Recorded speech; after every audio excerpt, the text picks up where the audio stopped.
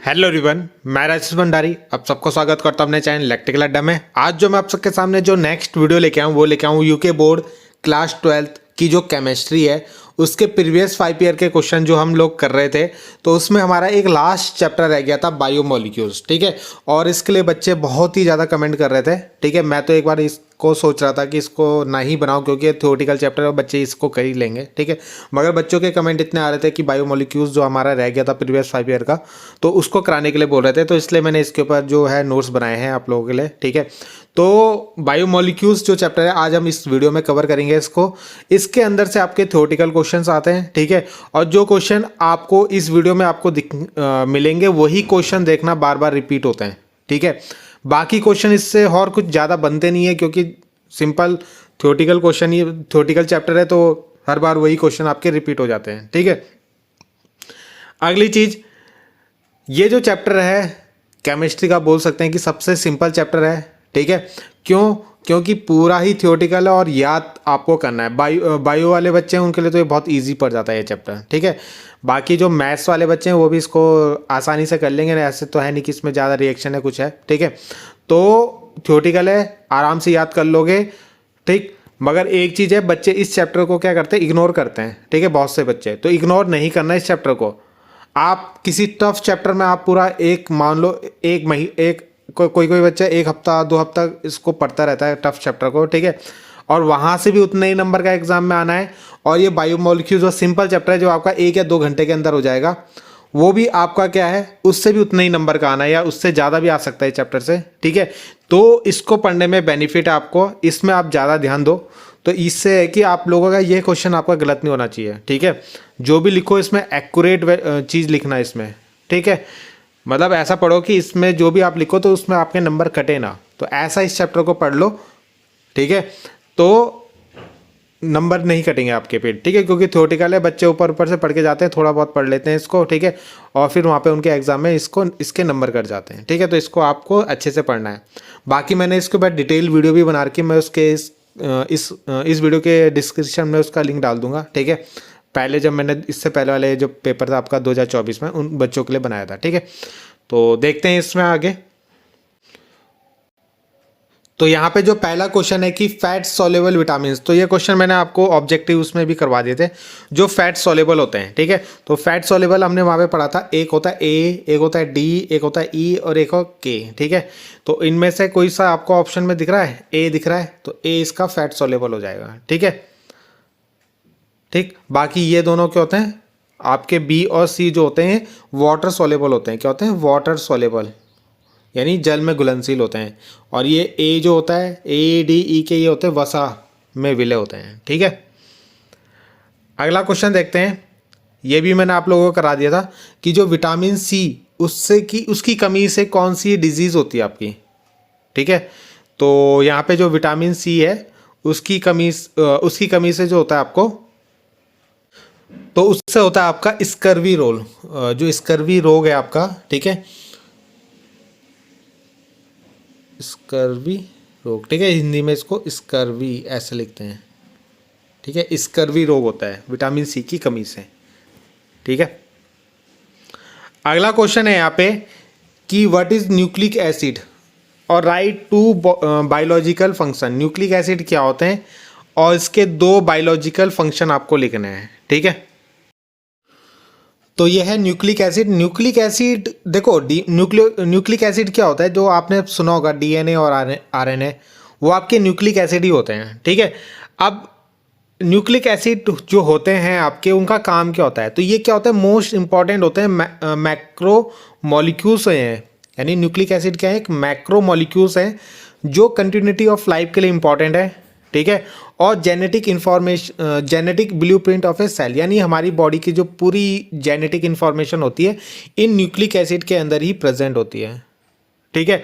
जैसे हमारी genetic information मतलब जैसे हम किस तरीके से, अगर हमारी हाइट कितनी होगी, हमारा फेस कैसा होगा, हम काले होंगे गोरे होंगे, कैसी मतलब स्ट्रक्चर होगा, है ना। आप लोगों ने सुना होगा आपकी हाइट आपके पेरेंट्स से मिलती है, शकल पेरेंट्स से मिलती है, ठीक है।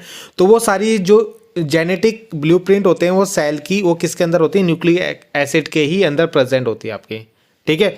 बाकी जो न्यूक्लिक एसिड होता है वो मतलब इंस्ट्रक्शन भी देता है किसको, सेल्स को फंक्शनिंग करने के लिए कि वो क्या काम करेंगे, ठीक है। तो ये होता है आपका न्यूक्लिक एसिड। तो न्यूक्लिक एसिड समझ में आ गया होगा, ये कुछ मॉलिक्यूल होते हैं, मैक्रो मॉलिक्यूल, जो लाइफ के लिए इंपॉर्टेंट है कंटिन्यूटी करने के लिए, और ये जो क्या करते हैं जेनेटिक इंफॉर्मेशन या जेनेटिक ब्लूप्रिंट को कैरी करते हैं, ठीक है। इन्हीं की हेल्प से, यानी न्यूक्लिक एसिड की हेल्प से ही आप अपने फादर से मैच होते हो, यानी आपकी हाइट हो गई, आपका फेस हो गया, है ना। ये चीज़ जो होती है वो न्यूक्लिक एसिड से ही आपका होता है, ठीक है। और बाकी जो सेल्स को इंस्ट्रक्शन देना, है ना, कि जैसे आप जैसे कोई लेडीज़ है, उसके पेट में कोई बेबी है, तो उसको किस तरीके से, मतलब उसको जैसे उसके पेरेंट्स के हिसाब से उसको मतलब बनाना एक तरीके से, है ना, जैसे उसकी हाइट को ग्रोथ करना, ये सब कौन करता है, ये भी आपका न्यूक्लिक एसिड ही करता है, ठीक है। तो बाकी आपका ज़्यादा डिटेल में नहीं जाएंगे इसके अंदर। तो बाकी ये डीएनए और आरएनए दो तरीके के होते हैं, ठीक है। कितने, दो तरीके के होते हैं, डीएनए और आरएनए। और इसकी जो डेफिनेशन, जो इसकी फुल फॉर्म है क्या है, डीऑक्सी राइबो न्यूक्लिक एसिड और आरएनए राइबो न्यूक्लिक एसिड, ठीक है, इनकी फुल फॉर्म है। बाकी यहाँ पे डीएनए का पहला वर्क तो मैंने बता रखा आपको, है ना। अभी ये क्या करता है, परमानेंट स्टोरेज होता है इसके अंदर, परमानेंट होता है ये, ठीक है। जेनेटिक इन्फॉर्मेशन, इसके अंदर जेनेटिक इन्फॉर्मेशन स्टोर होती है, और मेमोरी जो रिलेटेड होती है वो आरएनए से रिलेटेड होती है आपकी, ठीक है। बाकी आपका हिंदी में न्यूक्लिक अम्ल, तो जैसे हमने वहाँ पे पढ़ा, प्रत्येक जीवित कोशिका में, जो भी जीवित कोशिकाएं होती हैं, ठीक है, उसमें न्यूक्लियोप्रोटीन्स पाई जाती हैं आपकी, यानी आपके वहाँ पे प्रोटीन्स पाए जाते हैं। ये अनुवांशिक लक्षणों के हस्तांतरण, यानी जैसे हमारे लक्षण होते हैं, है ना, मतलब हमारे लक्षण जो आपके पेरेंट्स के लक्षण आप पे आएंगे, है ना, दादा के लक्षण आप पे आते हैं, तो अनुवांशिक ही होते हैं ये लक्षण।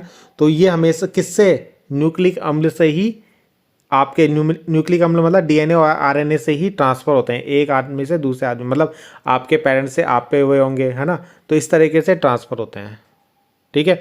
बाकी ये प्रोटीन के जैव संश्लेषण में भी भूमिका अदा करते हैं, यानी इनसे आपको पता है प्रोटीन्स बनते हैं आपके पे, ठीक है। तो ये भी आपको याद रखना है। बाकी मैंने यहाँ पे आपको बताया था कि वो जो सेल होती हैं, है ना, कोशिकाएं होती हैं, उनको एक तरीके से इंस्ट्रक्शन भी देते हैं ये न्यूक्लिक अम्ल, ठीक। तो दो तरीके के होते हैं, डीएनए और आरएनए। बाकी डीएनए का काम मैंने आपको बताया, अनुवांशिक जानकारी को क्या करता है, स्थानांतरण करता है एक जगह से दूसरी जगह, और मेमोरी से जो रिलेटेड होता है वो आपका आरएनए होता है, ठीक है। तो ये आपको न्यूक्लिक अम्ल के अंदर आपको लिखना है, ठीक। अगला क्वेश्चन आता है कि इनमें आपको शॉर्ट नोट लिखना है, ठीक है, किसमें, रिड्यूसिंग शुगर में, डीनेचुरेशन ऑफ प्रोटीन और एंजाइम्स में, ठीक है। तो देखते हैं इसमें। तो इसमें क्या है, रिड्यूसिंग शुगर में, रिड्यूसिंग शुगर उन कार्बोहाइड्रेट्स को बोलते हैं, ठीक है, जो टॉलेन रिएजेंट और फेलिंग सॉल्यूशन दोनों को क्या कर देते हैं, रिड्यूस कर देते हैं, ठीक। तो उनको हम रिड्यूसिंग शुगर बोलते हैं। तो रिड्यूसिंग शुगर क्या होते हैं, कुछ कार्बोहाइड्रेट्स होते हैं ऐसे जो टॉलेन रिएजेंट और फेलिंग सॉल्यूशन दोनों को रिड्यूस कर देते हैं, ठीक है।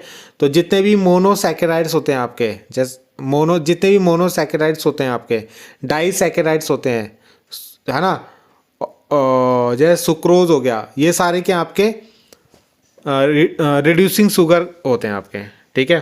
क्या होते हैं, रिड्यूसिंग शुगर। तो रिड्यूसिंग शुगर किन्हें बोलते हैं हम, वो कार्बोहाइड्रेट जो फेलिंग सॉल्यूशन और टॉलेन रिएजेंट दोनों को रिड्यूस कर देते हैं, ठीक है, जैसे मोनोसैकेराइड, डाइसैकेराइड, ठीक है, सुक्रोज हो गया आपका, तो ये रिड्यूसिंग शुगर के अंदर आते हैं आपके, ठीक। तो यहाँ पे हिंदी मीडियम वालों के लिए, अपचयी शर्करा उन कार्बोहाइड्रेटों को कहा जाता है जो फेलिंग विलियन टॉलेन अभिकर्मक को अपचयित कर देते हैं। सारे मोनोसैकेराइड, डाइसैकेराइड, सुक्रोज अपचयी शर्करा कहलाते हैं आपके, ठीक है। अगला आया था डीनेचुरेशन ऑफ प्रोटीन, ठीक है। तो आप लोगों ने डीनेचुरेशन में आप लोगों को नाम से पता चल रहा होगा, देखो एक होती है नेटिव स्टेट, नेटिव, ठीक है, नेटिव यानी जहाँ पे प्रोटीन अपनी मतलब अपनी फॉर्म में होता है, ठीक है। जैसे अगर यहाँ पे आप देखो तो एक प्रोटीन बनाया है मैंने, तो ये क्वाटनरी प्रोटीन है आपको, मतलब ये इसका स्ट्रक्चर ऐसा है, कुछ ऐसे जटिल, मतलब इस तरीके से स्ट्रक्चर है, ठीक। अब इसको अगर आप इस स्ट्रक्चर को बदल देते हो आप सिंपल स्ट्रक्चर में, ठीक है, तो इसको ही हम बोलेंगे डीनेचुरेटेड। क्या बोलेंगे, डीनेचुरेटेड यानी यहाँ पे फोल्डेड होता है पूरा, मतलब ऐसे मिला हुआ होता है। जैसे अगर आप धागे को उलझा दो, ठीक है, तो उस तरीके से प्रोटीन होते हैं।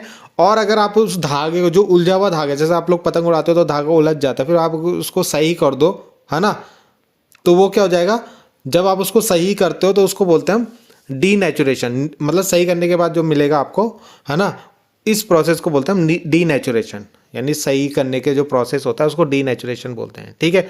तो यही होता है, denaturation of a protein is a process that occur when protein structure is altered. Altered का मतलब बदलना, making it unable to perform it function, ठीक है। उसके बाद वो अपने फंक्शन परफॉर्म नहीं करता, यानी यहाँ पे जो प्रोटीन काम करता था नेटिव स्टेट में, ये इसकी नेटिव स्टेट है, ठीक है। अब जब आपने उसको सुलझा दिया, मतलब सही तरीके से कर दिया, तब ये कोई भी फंक्शन नहीं करता, ठीक। अब इसको इस फॉर्म में कन्वर्ट कैसे करेंगे, या तो हम इसको हीट करेंगे, गर्म करेंगे, या यहाँ पे आप पीएच वैल्यू चेंज करेंगे, इसकी क्या करोगे, पीएच वैल्यू चेंज करेंगे, तो इससे क्या होगा, इसका डीनेचुरेशन हो जाएगा, ठीक है, जिसको हिंदी में विकृतीकरण बोलते हैं। हिंदी में क्या बोलते हैं, विकृतीकरण, ठीक। यानी प्रोटीन को एक सरल उसमें बदलना, है ना, संरचना में बदलना, तो इसको क्या बोलते हैं हम, प्रोटीन क्या बोलते हैं, विकृतीकरण बोलते हैं, ठीक। अब इसका एग्जांपल, जैसे आप लोगों ने एग देखा होगा, है ना, एग, तो एग को क्या होता है, जब एग को आप गर्म करते हो तो, हाँ, है ना, तो जब आप उसको गर्म करते हो, हीट करते हो, तो वो किस में बदल जाता है, देखो पहले वो लिक्विड में होता है, लिक्विड से वो क्या बन जाता है, सॉलिड, ठीक है। अब सॉलिड होने के बाद वो इनसॉल्युबल हो जाता है वाटर में, यानी अब वो पानी में नहीं घुलेगा, जबकि ये पानी में घुल जाता है आपका, ठीक है। तो यानी उसकी अब वो अपने फंक्शन परफॉर्म नहीं करेगा, ठीक है। तो यहाँ पे आपका ये जो था किस में कन्वर्ट हो गया, जो आपका एग था वो आपका सॉलिड में कन्वर्ट हो गया ना, तो इसको भी हम डीनेचुरेशन बोलते हैं, ठीक है। तो किसी भी जटिल, एक तरीके से बोल सकते हैं, या क्वाटनरी जो प्रोटीन होते हैं, क्वाटनरी स्ट्रक्चर मैंने यहाँ पे लिया है, तो जब आप इसको हीट करोगे या इसका पीएच वैल्यू चेंज करोगे, तो ये आपका सिंपल जो फॉर्म में आ जाएगा, ठीक। तो इसको ही हम क्या बोलते हैं, डीनेचुरेशन बोलते हैं, ठीक है। तो ये आपका आप कोई भी फंक्शन नहीं करता आपका, ठीक है। तो आपको ये याद रखना है। देखो यहाँ पे जो है आपका डीनेचुरेशन ऑफ प्रोटीन, यानी विकृतीकरण, प्रोटीन का विकृतीकरण क्या होता है, ठीक है। तो यहाँ पे क्या होता है, जैसे आपका प्रोटीन होता है, ये इसका क्वाटनरी स्ट्रक्चर, ठीक है, जिसको हम इसकी नेटिव फॉर्म बोलते हैं, क्या बोलते हैं, नेटिव फॉर्म। आप लोगों ने देखा होगा, जैसे आप लोग पतंग उड़ाते हो ना, तो पतंग उड़ाते समय आपने देखा होगा कभी कभी धागा ऐसा उलझ जाता है, ठीक है। तो जो प्रोटीन होता है उनके स्ट्रक्चर भी ऐसे ही होते हैं, ठीक है। मगर अगर आप उन्हें गर्म करो, हीट करो, या उसकी पीएच वैल्यू चेंज करो, तो वो कुछ सिंपल फॉर्म में आ जाते हैं। जैसे आप धागे को अगर सही सही कर दो तो वो कुछ ऐसे बन जाएंगे, ठीक है। तो इसी को ही डीनेचुरेशन या प्रोटीन का विकृतीकरण बोलते हैं, ठीक है। क्या बोलते हैं, विकृतीकरण, यानी डीनेचुरेशन ऑफ प्रोटीन बोलते हैं इसको। अब इसमें देखो, इसको करते कैसे, हीट करते हैं या पीएच वैल्यू को चेंज करते हैं, तब ये कन्वर्ट हो जाता है, ठीक है। तो denaturation of protein is process that occur when a protein structure is altered. Altered मतलब बदल जाना, making it unable to perform its function. अब ये अपने कोई भी फंक्शन नहीं करेगा, यानी जो प्रोटीन काम करता है अब वो नहीं करेगा ये, ठीक है। तो इसी को बोलते हैं हम डीनेचुरेशन ऑफ प्रोटीन, यानी प्रोटीन का विकृतीकरण एक प्रक्रिया है जो तब होती है जब प्रोटीन की संरचना बदल जाती है, जिससे वह अपना कार्य करने में असमर्थ हो जाता है, ठीक है। अब इसका सिंपल सा एग्जांपल देते हैं, जैसे हम एग लेते हैं, तो एग में आप जैसे उसको हीट या गर्म करते हो तो आपने देखोगे वो सॉलिड फॉर्म में बन जाता है, क्या बन जाता है, सॉलिड। अब वो पानी में इनसॉल्युबल होगा, यानी पानी के साथ नहीं घुलेगा, जबकि ये क्या हो जाएगा, घुल जाएगा आपका। तो इसको भी हम नेचुरेशन ऑफ प्रोटीन बोलेंगे, ठीक है, प्रोटीन का विकृतीकरण। एग से जो आपने सॉलिड फॉर्म में जो बनाया जब उसको गर्म करा, ठीक है, तो इसी को बोलते हैं हम डीनेचुरेशन ऑफ प्रोटीन, ठीक है। अगला आता है एंजाइम्स। अब एंजाइम्स क्या होते हैं, देखो आपने कैटलिस्ट सुना होगा, कैटलिस्ट जिसको हम क्या बोलते हैं, उत्प्रेरक। तो वो किसी भी रिएक्शन को बढ़ाते हैं या घटाते हैं, उनको हम कैटलिस्ट बोलते थे, है ना। तो यहाँ पे क्या होते हैं, वैसे ही आपके जो है कुछ बायोलॉजिकल कैटलिस्ट होते हैं, ठीक है, जिनको हम क्या बोलते हैं, एंजाइम्स। तो एंजाइम्स क्या हैं, बायो कैटलिस्ट हैं, यानी जैव उत्प्रेरक बोलते हैं जिन्हें हिंदी में, ठीक है। ये क्या करते हैं, produce by the living cells, ये कौन प्रोड्यूस करता है? लिविंग सेल्स होते हैं आपकी, वो प्रोड्यूस करते हैं इसको। तो इसके बाद आता है आपका एंजाइम्स। ठीक है, एंजाइम्स क्या होते हैं? जैसे आप लोगों ने कैटलिस्ट सुना होगा, यानी उत्प्रेरक। तो जो भी हम किसी रिएक्शन के ऊपर लिखते थे ना, जैसे कैटलिस्ट, तो वो क्या करते थे, किसी भी रिएक्शन की किसी भी रिएक्शन की जो स्पीड होती है उसको बढ़ा देते हैं या कम कर देते हैं, तो उनको हम कैटलिस्ट बोलते थे। ठीक है, तो वैसे ही यहाँ पे भी होते हैं आपके बायो कैटलिस्ट। जो एंजाइम्स होते हैं वो एक बायो कैटलिस्ट हैं। ठीक है, एंजाइम्स क्या हैं? Bio catalyst. जो एंजाइम होते हैं वो जैव उत्प्रेरक हैं आपके एक। ठीक है, तो प्रोड्यूस बाय लिविंग सेल्स, ये कौन प्रोड्यूस करते हैं? Living cell which catalysed many biological reaction in animals and plant. जो एनिमल्स और प्लांट्स में क्या करते हैं? बायोलॉजिकल रिएक्शन करते हैं। ठीक है, जैसे आपके सिंपल वैसे रिएक्शन होती है ना आपकी, तो वैसे ही यहाँ पे भी जैसे वो रिएक्शन में वहाँ पे रिएक्शन को बढ़ाते कम करते, वैसे ही यहाँ पे ये बायो कैटलिस्ट आपके करते हैं, यानी एंजाइम्स करते हैं।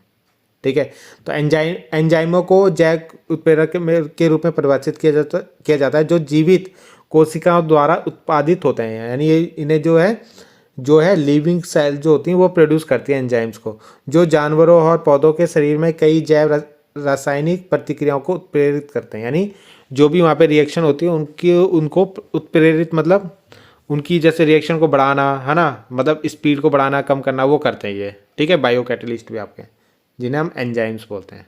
ठीक है, तो यहाँ पे जो एंजाइम्स है उनका कुछ काम है, जैसे डाइजेशन करना है ना, पाचन जो होता है आपका, रेस्पिरेशन श्वसन क्रिया में, मसल्स की फंक्शंस, तो ये सब क्या होते हैं? एंजाइम से ही होते हैं आपके। ठीक है,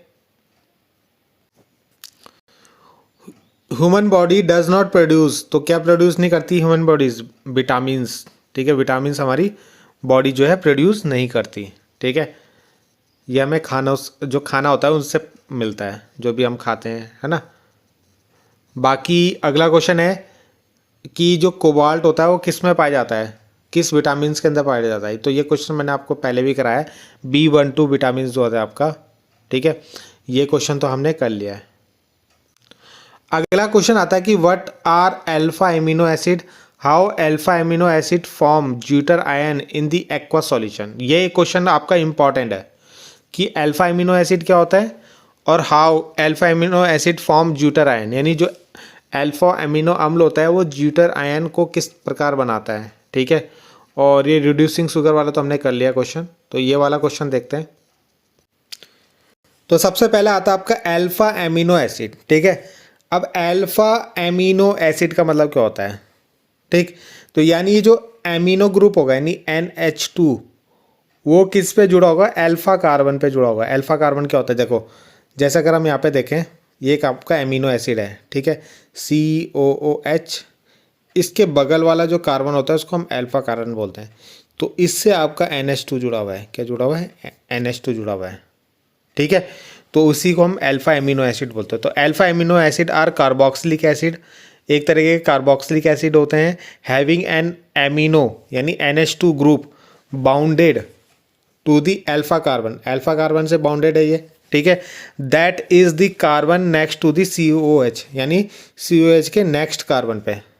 ठीक है, तो इसको बोलते हैं हम अल्फा एमिनो एसिड, जिसको हिंदी में अल्फा एमिनो अम्ल बोलते हैं।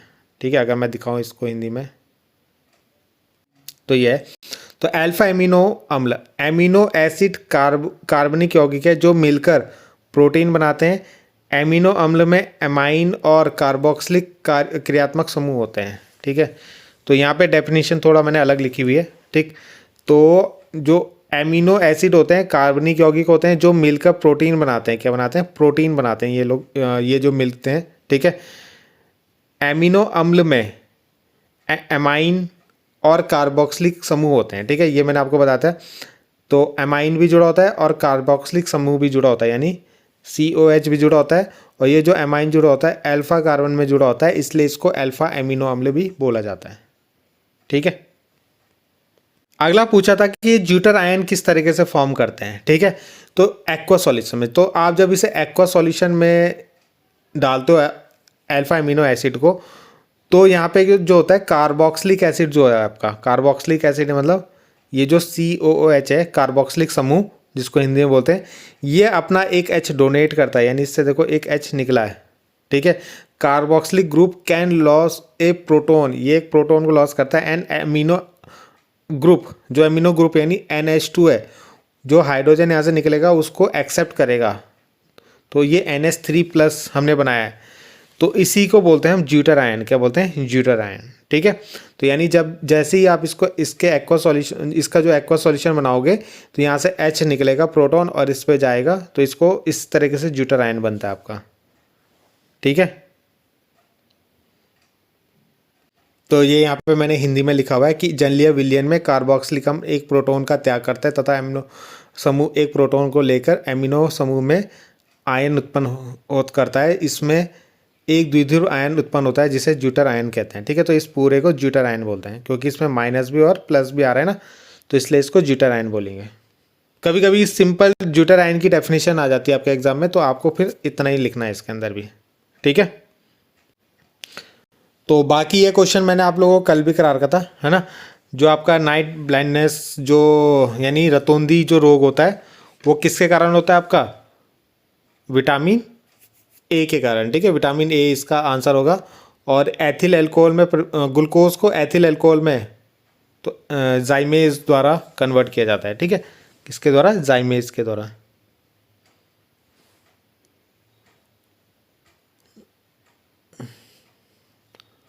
अगला क्वेश्चन है कि न्यूक्लियोसाइड और न्यूक्लियोटाइड, इन दोनों में क्या डिफरेंस है, और डीएनए और आरएनए में एक अंतर लिखिए। इसके अंदर हम दो तीन डिफरेंस पढ़ लेंगे, ठीक है। तो यहाँ पे क्या, एक साइड मैंने लिखा है न्यूक्लियोसाइड और एक साइड लिखा है मैंने न्यूक्लियोटाइड, ठीक है। तो इन दोनों में हमें डिफरेंस पढ़ना है। तो अगर आप इसमें न्यूक्लियोसाइड में देखो, तो न्यूक्लियोसाइड जो बना होता है ये आपका किससे बनता है? नाइट्रोजन बेस और पेंटोज से बना होता है, पेंटोज शुगर से बना होता है, ठीक है। इसमें अगर आप देखो तो ये बना होता है नाइट्रोजन बेस और पेंटोज शुगर और फॉस्फेट से, ये 3 चीज़ों से बना होता है, ठीक है। और ये 2 चीज़ों से बना होता है। तो पहला तो आपको ये डिफरेंस पता होना चाहिए, ठीक है। यानी इसमें फॉस्फेट जो है वो एक्स्ट्रा आएगा आपका न्यूक्लियोटाइड में। फिर अगला, it is component of nucleotide, यानी न्यूक्लियोटाइड से ही आपका न्यूक्लियोसाइड बनता है, इसका ही एक कंपोनेंट। देखो इसमें 2 चीज़ प्रेजेंट है ना, अगर ये दोनों अलग हो जाएंगे तो क्या बन जाएगा? ये न्यूक्लियोसाइड ही बन जाएगा, ठीक है। तो इसी का एक कंपोनेंट होता है। और ये किसका कंपोनेंट होता है?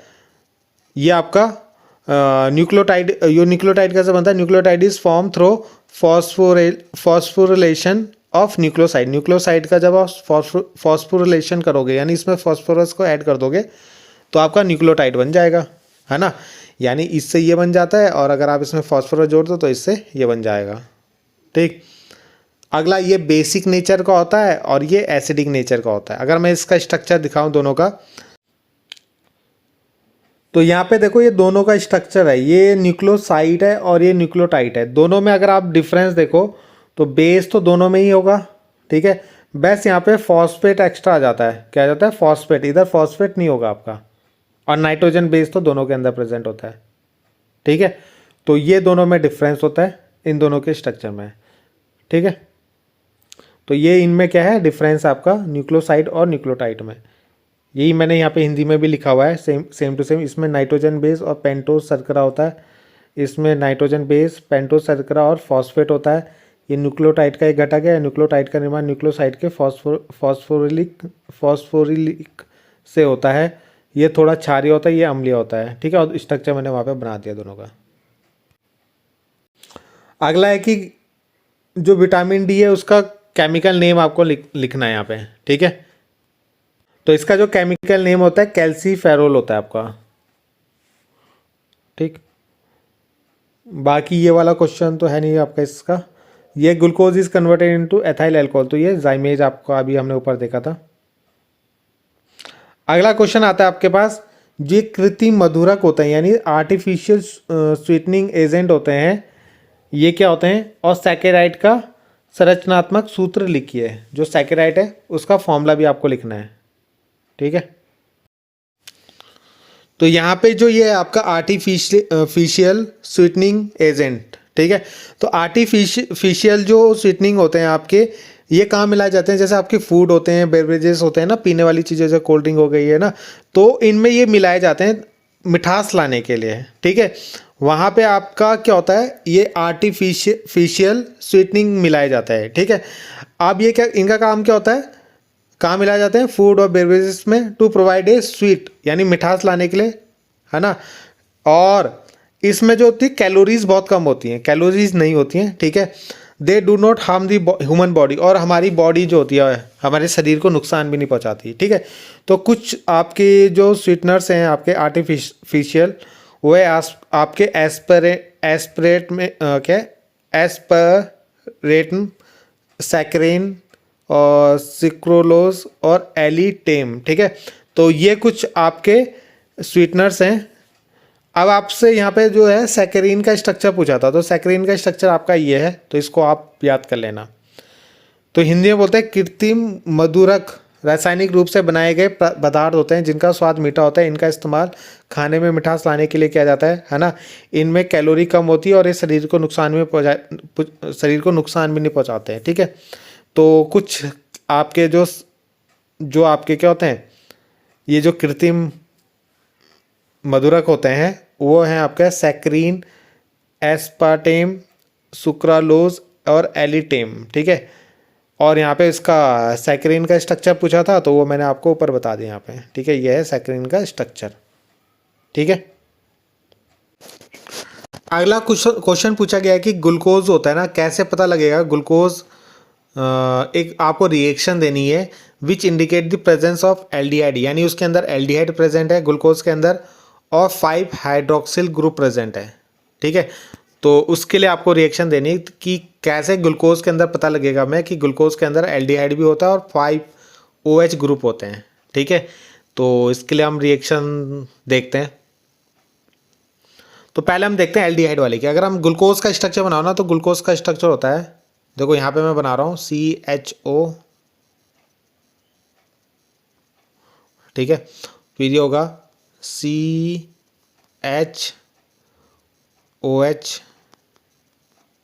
4 यहाँ होंगे, ठीक है। फिर होगा यहाँ पे CH2OH। ये होता है ग्लूकोज का स्ट्रक्चर, ठीक है। अब जब आप इसकी Br2 से रिएक्शन कराओगे, तो Br2 से रिएक्शन कराने पे क्या होता है, ये जो CHO है ना, यहाँ पे COOH में कन्वर्ट हो जाएगा, यानी ये CHO से COH में ऑक्सीडाइज हो जाएगा आपका, ठीक है। बाकी तो सेम ही रहेगा आपका नीचे।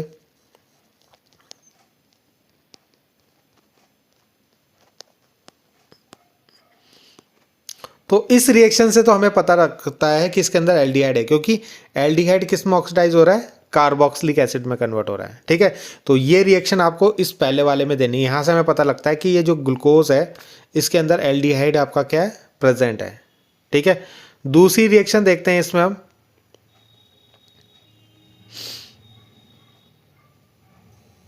यहाँ पे आपको ग्लूकोज ही लेना है और यहाँ पे लेना है आपको एसिटिक एनहाइड्राइड। यहाँ पे लिखना है आपको एसिटिक एनहाइड्राइड। देखो हिंदी में भी ऐसे लिखते हैं, एसिटिक एनहाइड्राइड, ठीक है। अब यहाँ पे जब आप रिएक्शन कराओगे तो यहाँ पे जो ये बनाएगा ना, यहाँ पे आपका इस तरीके से बनेगा, ये तो CHO ही रहेगा आपका, ठीक। तो ये बन जाएगा CHO, C double bond O, CH3,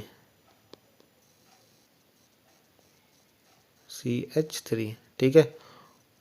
और ये आपके 4 ही रहेंगे मॉलिक्यूल, और इसके बाद नीचे आ जाएगा CH2O, CH3, ठीक है। तो ये जो इस तरीके ये रिएक्शन आपकी इसके अंदर आएगी। यहाँ से जो ये इसमें बदल रहा है, तो ये हमें क्या बताता है कि इसके अंदर क्या है, 5 क्या है, हाइड्रोक्सिल ग्रुप प्रेजेंट है, ठीक है। तो ये क्या बना रहा है, यहाँ पे ग्लूकोज पेंटा एसीटेट बना रहा है। क्या बना रहा है, ग्लूकोज, इसको बोलेंगे ग्लूकोज पेंटा एसीटेट, यानी 4 यहाँ है और ये तो 5 आपके पेंटा एसीटेट बन रहे हैं यहाँ पे, ठीक है।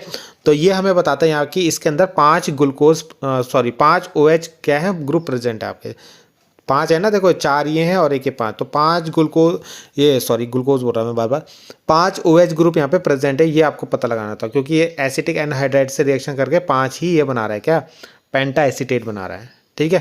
तो यहाँ से इसका पता लगता है। अगला है यहाँ पे name, right the name of any 2 protein, 2 protein के नाम आपको लिखने हैं, तो एंजाइम्स लिख लो, एंटीबॉडीज लिख लो यहाँ पे, ठीक है। अगला यहाँ पे ग्लूकोज का स्ट्रक्चर, ग्लूकोज का स्ट्रक्चर और फ्रैक्टोज का स्ट्रक्चर आपको बनाना है, ठीक है। और एक इसकी HI के साथ रिएक्शन करवानी है, ठीक है। तो देखते हैं इन दोनों को। तो यह है एक ग्लूकोज का स्ट्रक्चर, ठीक है।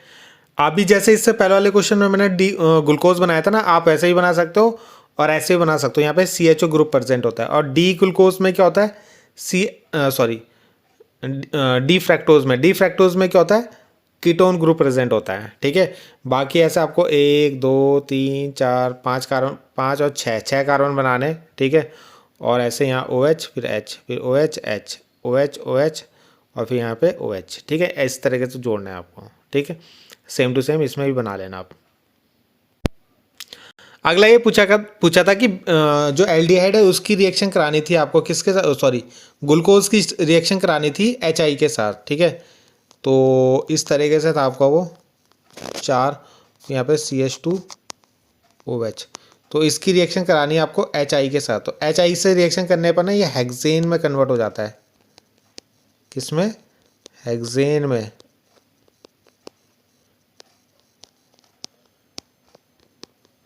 ठीक है। तो यहाँ पे N हेक्सेन बनता है आपका, क्या बनता है, N हेक्सेन है ना, मेथ एथ प्रो ब्यूट पेंट हेक्स, तो 6 कार्बन है तो हेक्स, और सब में सिंगल बॉन्ड है तो एन, तो हेक्सेन, ठीक है। तो ये रिएक्शन भी आपकी इंपॉर्टेंट है। अगला आपका इस तरीके से एक क्वेश्चन है, यहाँ पे 2 कॉलम दिए हैं, इनको आपको मैच करना है। तो ग्लूकोज, जो ग्लूकोज होता है वो होता है मोनोसैकेराइड, क्या होता है, मोनोसैकेराइड, ठीक है। सुक्रोज होता है वो होता है डाइसैकेराइड, कहाँ है, डाइसैकेराइड ये है, ठीक है। अगला है स्टार्च, जो होता है पॉलीसैकेराइड होता है ना, तीसरा वाला इसके साथ चला जाएगा, ठीक है। फिर डीनेचुरेशन क्या होता है, तो ये अभी हमने पढ़ा था, loss of biological activity of protein. और क्लोरोफिल क्या होता है, ये क्या है आपका, एनर्जी सॉरी ये है फोटोसिंथेसिस, तो ये क्लोरोफॉर्म इसी के साथ आएगा। और ATP क्या होता है, एनर्जी ट्रांसफर रिएजेंट, ठीक है। तो ये आपको मैच करने हैं इसके अंदर ऐसे। अगला पूछा है कि एसेंशियल और नॉन एसेंशियल, आवश्यक और अनावश्यक एमिनो अम्ल का आपको एक एक एग्जांपल देना है, ठीक है। तो एसेंशियल के अंदर आप लिख सकते हो क्या, जैसे सॉरी मैं आपको दिखाई देता हूँ इसको। तो ये आपका एसेंशियल एमिनो एसिड और नॉन एसेंशियल एमिनो एसिड, एक पूछा था मैंने, यहाँ पे 3 एग्जांपल दिए हैं, तो जोन सा आपको सही लगेगा वो लिख लेना है इसमें, ठीक है।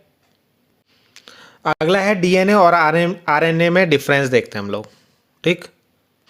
तो यहाँ पे ये देखो, पहला, ये दूसरा, ये तीसरा, चौथा, पांचवा, छठा, ठीक है। तो 6 डिफरेंस मैंने यहाँ पे दिए हैं DNA और RNA में। तो सबसे पहला डिफरेंस ये याद रखना है इसमें, DNA जो होता है कहाँ पाया जाता है, न्यूक्लियस के अंदर पाया जाता है। जैसे कोई भी आपका ये होता है ना, कोई भी सेल है तो उसका जो न्यूक्लियस होता है इसके अंदर ये पाया जाता है। और found in nucleus and cytoplasm, ये पाया जाता है न्यूक्लियस एंड साइटोप्लाज्म में, या न्यूक्लियस भी लिखते हैं और कहीं कहीं पे इसको राइबोसोम भी बोलते हैं, ठीक है। राइबोसोम भी लिख सकते हो आप इसको, ठीक। तो अगला है जेनेटिक मटेरियल होता है, यानी जेनेटिक मटेरियल जो होता है जेनेटिक इन्फॉर्मेशन को क्या करता है, स्टोर करके रखता है एक तरीके से, ठीक है। असिस्टेंट टू दी DNA, ये DNA का असिस्टेंट की तरह काम करता है, ठीक। शुगर इज डीऑक्सीराइबोज होता है इसके अंदर, और इसके अंदर जो शुगर होता है वो कौन सा होता है, राइबोज। अगर मैं इन दोनों का स्ट्रक्चर बताऊं आप लोगों को, तो इन दोनों के स्ट्रक्चर में यही फ़र्क होता है। जैसा अगर आप बनाओगे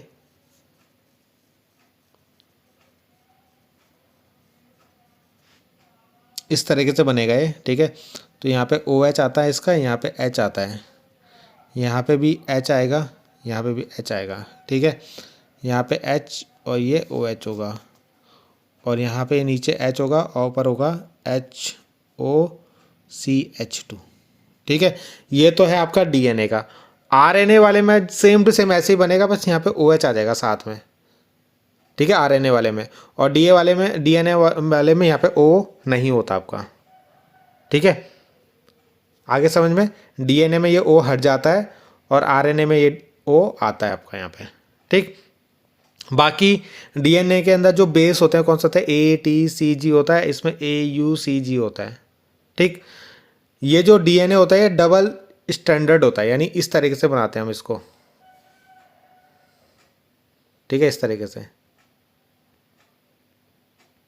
ठीक है। हाइड्रोजन बॉन्ड से जुड़े होते हैं ये, और ये जो होते हैं सिंगल स्ट्रक्चर होते हैं ऐसे, ठीक है, ये सिंगल स्ट्रक्चर होता है इनका। बाकी इसकी लाइफ टाइम जो होते हैं लॉन्ग होते हैं, ये शॉर्ट, इनकी लाइफ टाइम जो होती है इसकी लॉन्ग होती है, इसकी शॉर्ट होती है। तो बाकी हिंदी मीडियम वाले इसको लिख लेना, मैंने इसको हिंदी में नहीं लिखा है, ठीक है। अगला जो ये 2 क्वेश्चन रह गए आपके, ठीक है, कि जो एमिनो एसिड होता है उसका एम्फोटेरिक बिहेवियर कैसे वो शो करते हैं। एम्फोटेरिक मतलब एसिड और बेस दोनों की तरह ये बिहेव शो करते हैं, ठीक है। आपने देखा होगा जो हमने एमिनो एसिड बनाया था वहाँ पे जो आपने ब्यूटाडाइन बना था तो उसमें प्लस और माइनस दोनों आ रहे थे, ठीक है। तो इसको आपको एक्सप्लेन करना है, तो ये क्वेश्चन आप लोग खुद कर लेना। और डीएनए और आरएनए के बायोलॉजिकल फंक्शन, तो ये 1-2 तो हमने शायद लिखे हैं, 2 तो मैंने बता दिया आपको, बाकी आप इसको देख लेना 2 नंबर में, तो इसको थोड़ा अच्छे से इसको मतलब 2-3 पॉइंट इसके अंदर देख लेना, ठीक है। तो और 2 क्वेश्चन ये देखो, रिड्यूसिंग शुगर तो मैंने बता दिया था, ओलिगोसैकेराइड और प्रोटीन, ठीक है, ये 2 डेफिनेशन भी आप लोगों को करनी है। तो बाकी इतना ही था इस वीडियो में, ठीक है। इतने क्वेश्चन आप लोग कर लेना इस चैप्टर के, तो बहुत होंगे। और केमिस्ट्री जो है जितने भी प्रीवियस 5 ईयर के क्वेश्चन है वो मेरी तरफ से खत्म हो चुके हैं। अब मेरा केवल मैथ्स का रह गया एक चैप्टर, प्रोबेबिलिटी। फिजिक्स मैंने करवा दिया, केमिस्ट्री मैंने करवा दिया है, ठीक है। मैथ्स में एक चैप्टर रह गया, वो भी जल्दी हो जाएगा। बाकी केमिस्ट्री में आपकी इंपॉर्टेंट रिएक्शंस के ऊपर एक वीडियो आ जाएगी, ठीक है, 1 या 2 जो भी वीडियो होंगी, और न्यूमेरिकल्स के ऊपर वीडियो आ जाएगी। और अगर इंपॉर्टेंट क्वेश्चन होंगे तो वो भी मैं आप लोगों के लिए बना दूंगा, ठीक है। तो इतना आप लोग कर लेना, और कोई भी दिक्कत होगी तो कमेंट कर सकते हो आप लोग। तो मिलते हैं नेक्स्ट वीडियो में, थैंक यू।